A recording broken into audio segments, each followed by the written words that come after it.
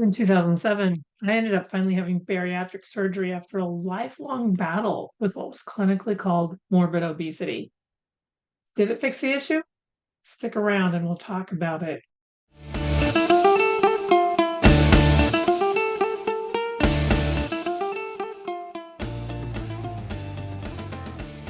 Hi, I'm Susan Balou. Welcome to Life Health Rewritten, my journey of escape from food addiction and emotional eating.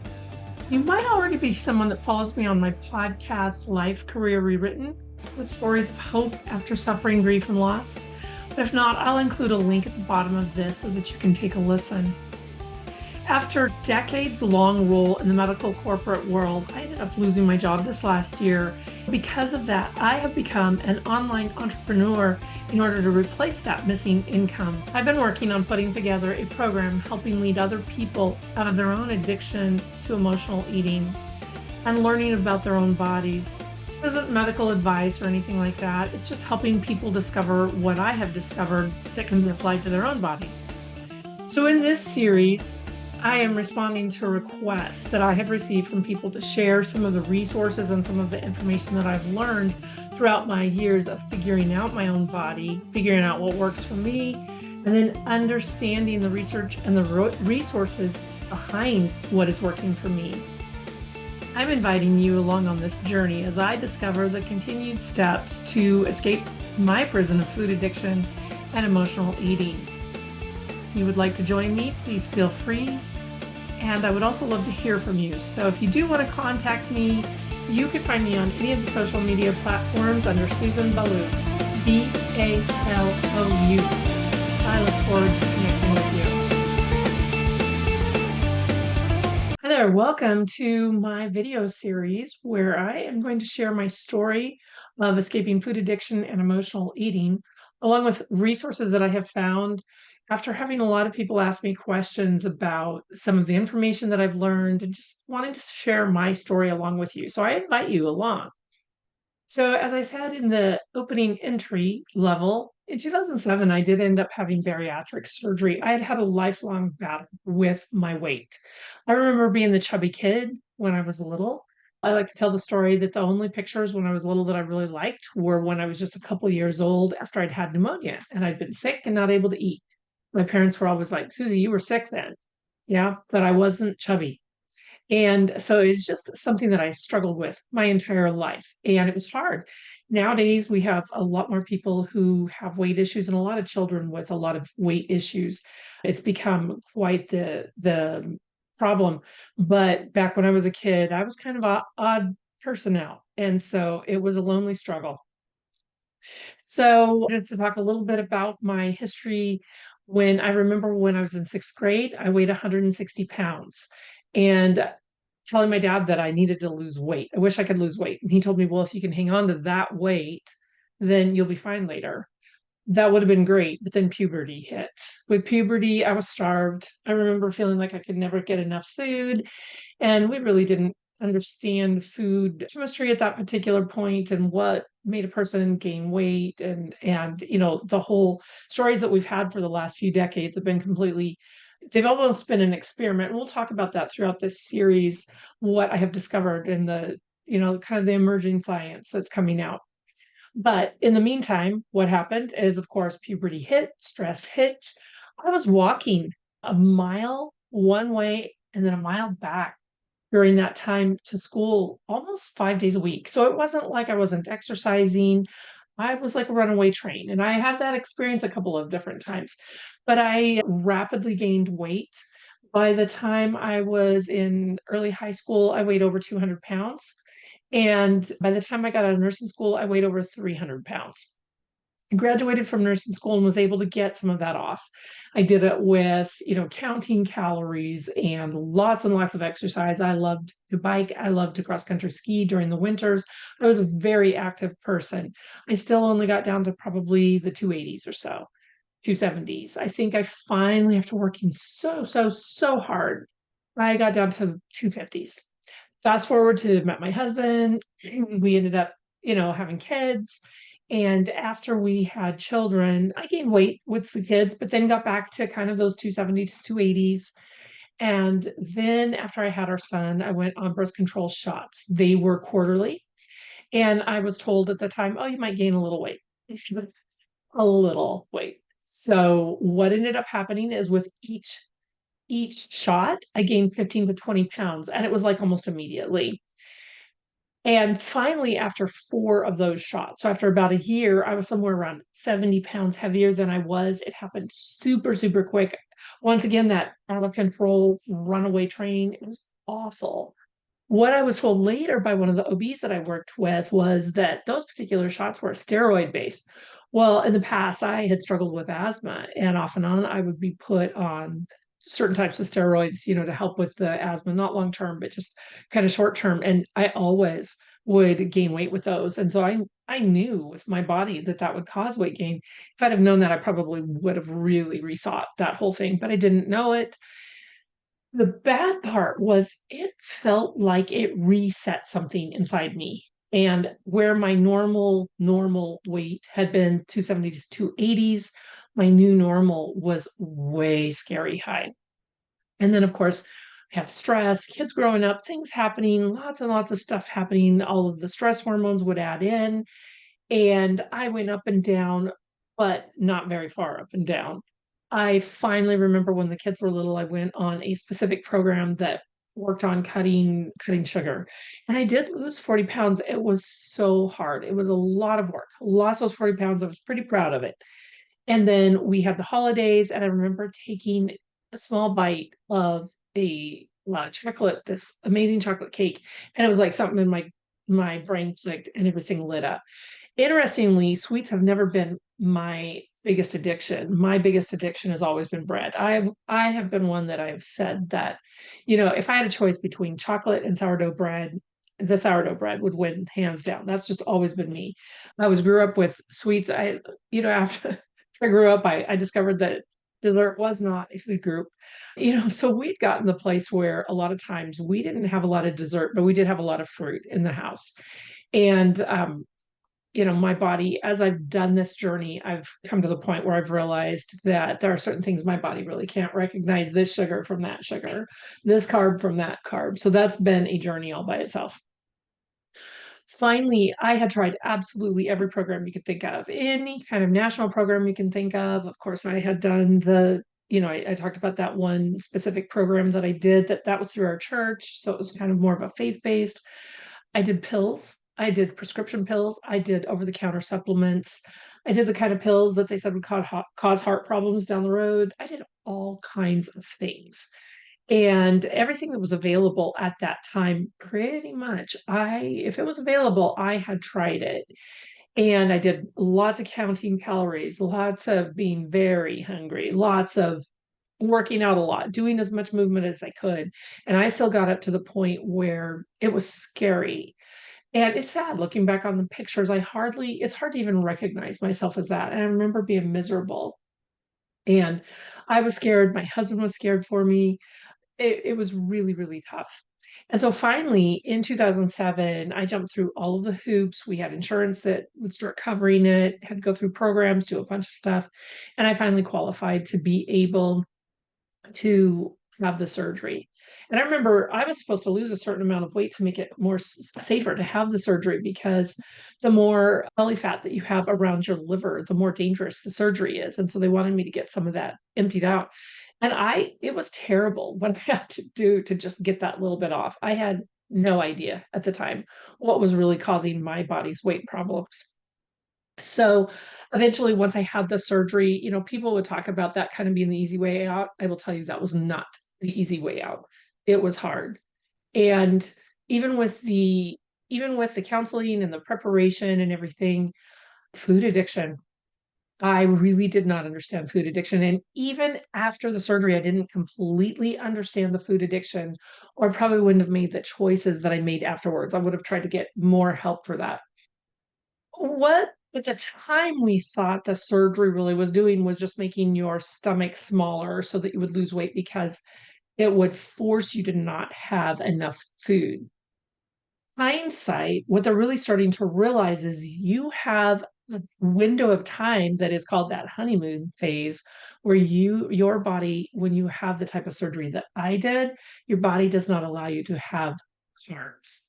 And if you do, you feel like you are going to die. And that really, looking back on it and recognizing the chemistry of my body now, that was what caused me to lose the weight I lost. And I lost a lot. I didn't get down to that goal weight of when I was, in grade school, that 160 pounds. That probably would have been about right. I did get down to what I was in high school, and it felt so good. I could move and I could get into clothes, and it just really changed my life. Now, unfortunately, when I had been preparing for surgery, my surgeon had talked to me, and I remember down the road thinking, oh, I wish I'd have listened to him. One of the things he told me was, Susie, you're going to need to tell bread goodbye. And I remember my heart sunk. And I panicked because already, even then, I recognized some of my addiction. I didn't recognize the depth of it, but I remember saying, I can't give up bread. How can I do that? And clearly, I was not the only one because we ended up going back to our class. There were several people that were in that class with the person. It was a class that was sponsored by the place where I had the surgery, and there was a nutritionist there and actually a dietitian, and we talked to her about it, and she was like, "Oh, don't worry about that. Once you lose weight, you can go back in moderation." Well, that was before we really realized that there is no moderation in with your addiction. And for anybody that's gone through any other kind of addiction, they don't teach moderation. Unfortunately, it's taken a lot longer with the science of food. So I did pretty well. And then we ended up moving. We ended up relocating, which was a good thing. The move was great. But I had to switch from a job that I had been working at for a long time. That was a really nice day shift labor and delivery job that, I had been my thing. And when we moved down to Southern California, I had to go to night shift, and it was 12-hour shifts. And I knew that was going to be a challenge for me. And I did it for a while. The problem is I was never good at working night shift and getting enough sleep. I could not sleep during the day. My max sleep was almost always 4 hours. So there was a stress of not getting enough sleep. If you know anything about stress hormones, that can certainly impact things. And then how do you stay awake? You're running for 12 hours. What do you do? Well, nobody else wanted to be there night shift usually. And so people would bring their comfort food in because what do? We turn to food for comfort, right? So there was always a lot of food coming in and that type of thing. And if there was not, then people would bring candy and stuff like that. And then also the facilities usually would supply things like crackers and graham crackers and milk and peanut butter and things like that. And you could kind of, depending on where you worked, some of them would let you munch on that. And so no matter what a person did, you were eating throughout the night to stay awake. And I was not one of those people that could go for hours with no sleep and running and the stress of all of it and just not eat. And so it was a mess. And I gained a bunch of weight back. I didn't gain all of the weight that I had lost, but I gained almost half of what I had lost back. And I did it in a very, very fast amount of time. And I was devastated because I remember them talking about how easy regain is in our classes. And I was never going to be one of those people. I just wouldn't do it. I didn't have any idea, once again, of the chemistry of my body and what actually caused the weight gain. So fast forward, the I got out of, the night shift and kind of got situated, got a little bit of the weight off. I managed to kind of pull myself back together. What I did is I ended up going back to trying to follow some of that same stuff that I did with the surgery, where I focused more on protein and trying to get my stomach back down to the size it had been and stuff by doing that. But that was out without really understanding that it wasn't just about amounts of food. It was also about what I was putting in there and the chemistry of that. And so even though I did get some of it off, I still was much heavier than I had been and just really frustrated.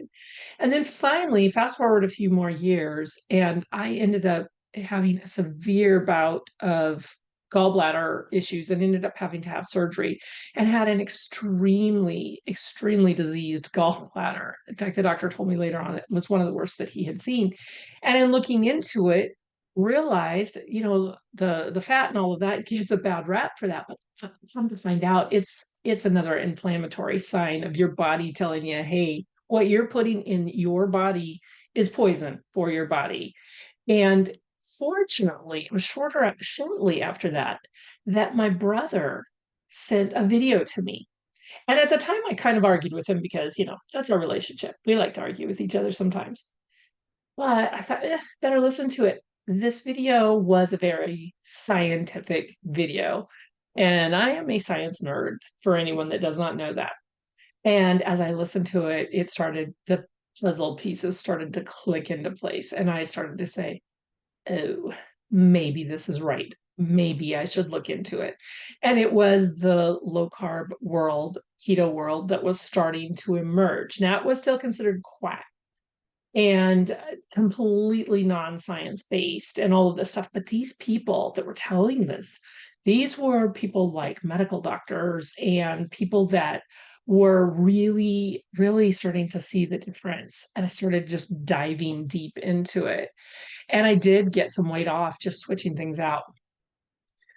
The problem is there's the science of what your body wants, but there's also the science of your brain and addiction and emotional eating. And so those components all come together almost in a perfect storm. And if you don't have all of them taken care of, you can maybe do something for a while, back like the day when I had lost that weight on the no sugar years before, but then gained it back after just those whatever lit my brain back up, taking off again.